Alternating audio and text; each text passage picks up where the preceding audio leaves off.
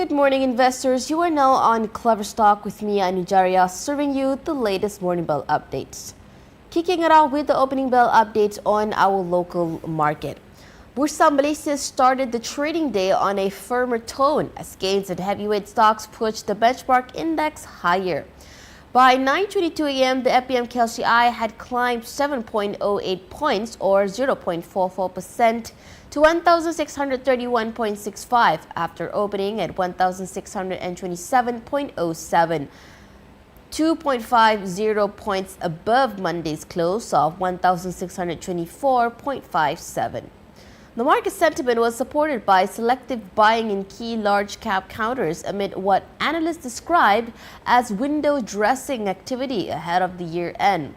Among the prominent gainers on the board, shares such as Nestle Malaysia surged 1 ringgit and 30 cents to 112 ringgit and 90 cents.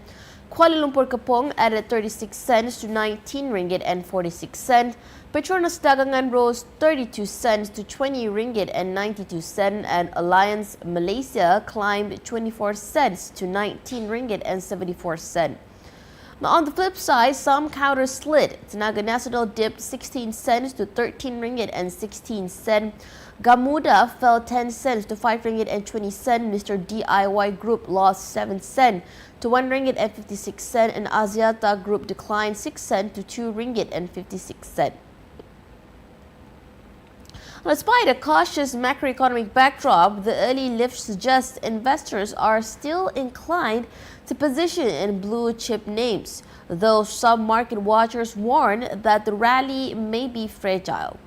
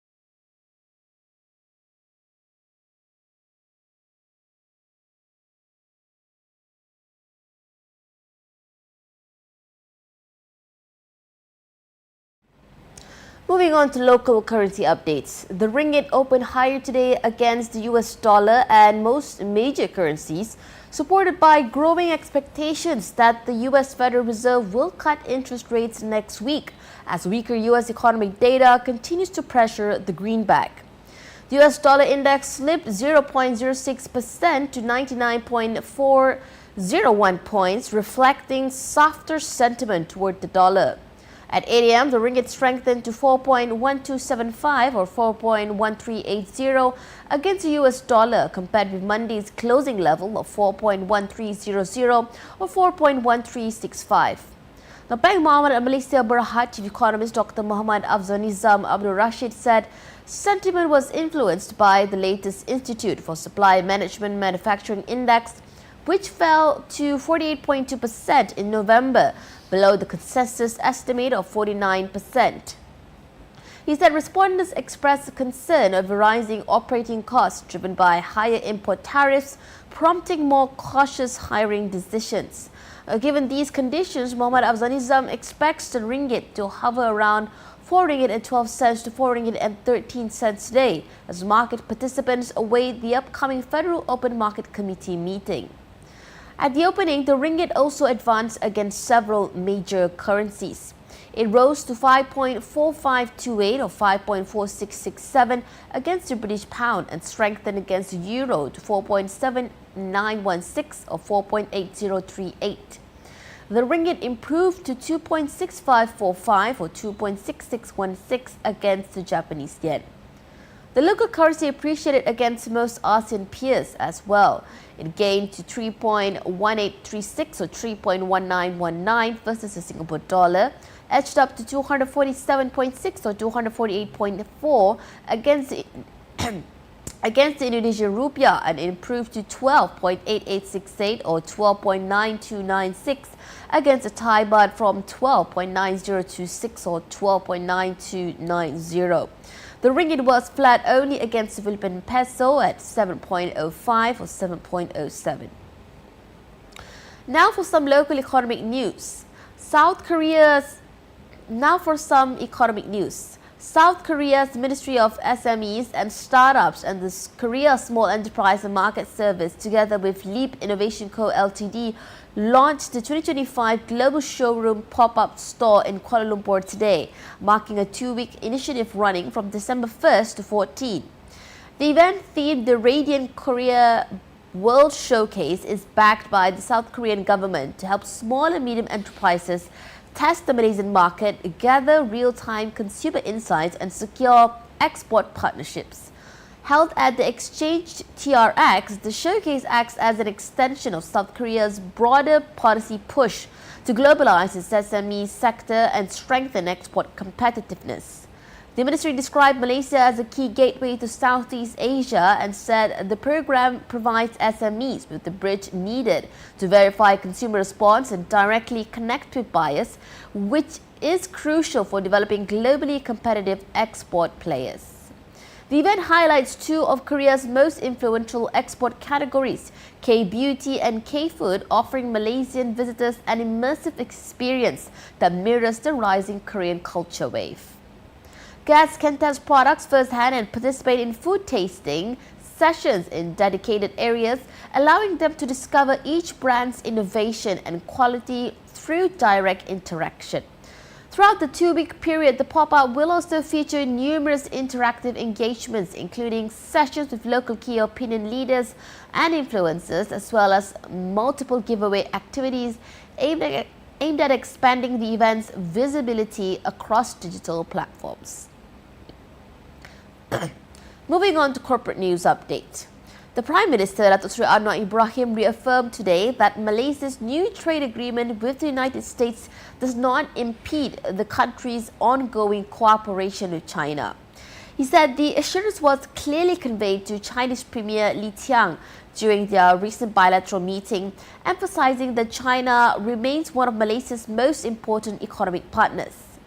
Speaking after launching Produa's first electric vehicle, the QVE, Anwar said Malaysia has already provided Beijing with all necessary explanations to avoid any misunderstanding about the scope or implications of the trade deal.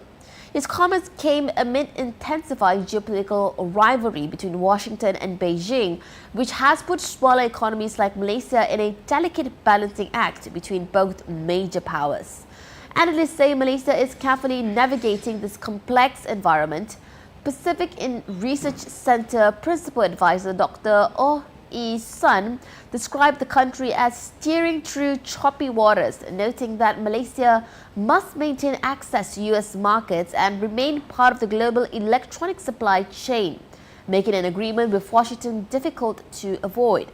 However, he said it is still unclear how the deal will be implemented if the U.S. administration changes in the coming years, and suggested that China may adopt a wait-and-see approach. Nusantara Academy for Strategic Research Senior Fellow Dr. Azmi Hassan said the restrictions embedded in the US-Malaysia agreement mainly apply in situations that affect Malaysian security. Explained that Malaysia has long maintained safeguards to prevent its territory from being used to reroute Chinese goods into the US to avoid tariffs. He pointed out that similar restrictions apply to countries deemed unfriendly by Washington, such as Iran and Russia, but Kuala Lumpur has previously made clear that unilateral US sanctions do not automatically bind Malaysia. He added that the reciprocal trade agreement merely formalizes certain expectations, but includes an important safeguard. Malaysia must adhere to the rules only when its own security is directly implicated, a position he believes can be easily clarified to Beijing. Tensions escalated last week when China issued formal complaints to both Malaysia and Cambodia over their October trade deals with the US. Beijing said it had grave concerns about provisions requiring the two Southeast Asian nations to align with Washington on sensitive national security matters, including export controls, sanctions and restrictions on sensitive technologies. The agreement also called for measures to prevent companies from helping third countries bypass US restrictions and for closer defense-related trade cooperation with Washington. Malaysia signed its reciprocal trade deal with the US on October 26, under which the US agreed to maintain tariffs on Malaysian goods at 19%, while Malaysia is committed to reducing or eliminating tariffs on selected US products. And finally, wrapping up, we have major corporate developments and deals across Malaysia.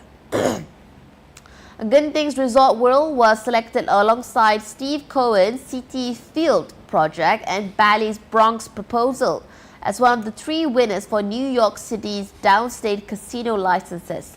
Genting plans a $7.5 billion expansion at the Aqueduct Racetrack in Queens and says hundreds of table games could be operational by March after final approval. CelcomDigi has accepted spectrum assignments from MCMC for the 1800 MHz and 2600 MHz bands effective November 30th, 2025. The telco paid 292.5 million ringgit upfront and will make 120 million ringgit in cumulative annual payments over the assignment periods.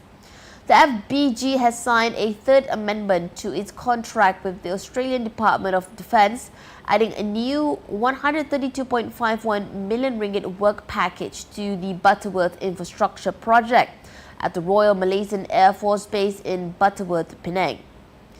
Tujuh Setia has secured a contract worth 420 million ringgit from Sunway Berhad to construct service apartments and facilities for the Sunway Cochrane Development Project in Kuala Lumpur.